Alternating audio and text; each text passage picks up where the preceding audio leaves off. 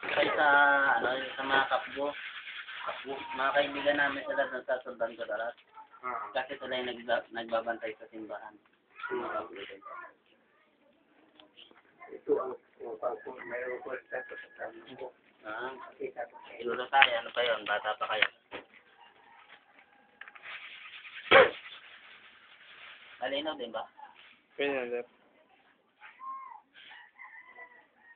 Pwede yung ipasok doon sa USB, ano?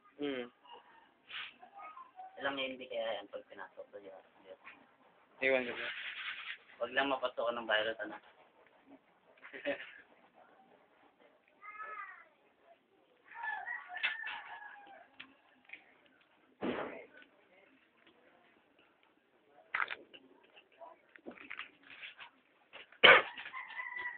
Yung 2007, binayaran kami sa yung mga old cabos, binayaran man, binigyan ng pila sa kuwan. Ito Katuwa sa una pa nila. Cabos. Ang baba ng ano? Tay, batang-bata pa kayo, no? Hindi, patanda na ako. Saan na kayo yan? Oo. 2007 Bago lang yun, eh. 2007 yan. Retired na mo karon. Binayaran kami doon sa kuwan. Indaran tayo. Hawak ninyo. Pagkadian. Indaran. Ha? Indaran. Hindi. Kuwan. Anong Ano tawag? ito? Imposting. Ang important. Walang magasin. Ito ba yun? Indaran. Yung galang walang magasin, ito. May magasin man, importing.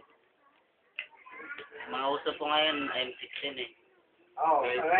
Sa mga army ko ay mga senior, pero sa aming mga kapgo, ang pinaka-automatic na iyon ito. Pero ang haba ng bala po niyan. Oo nga ba? Ang haba, ganyan, no?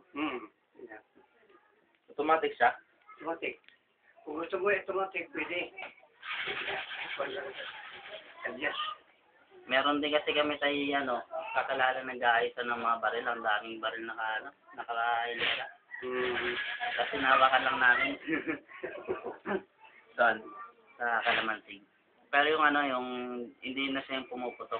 Hindi na. Yung baril na yun, Sira na yan. nire-repair niya lang. Tapos dahil pag nakadisgrasya yung bala, huliin yung Mahirap yung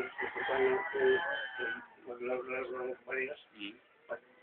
Pagkabit mo. Magputok talaga. Ang lakas po. Sabi no? Malakas ba yan, Tay? Malakas. Malakas.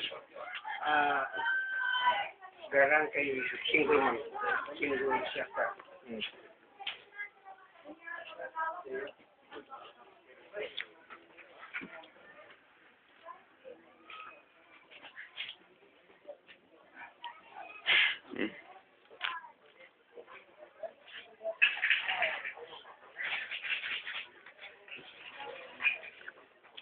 Medyo ba yan? Hindi. Ako.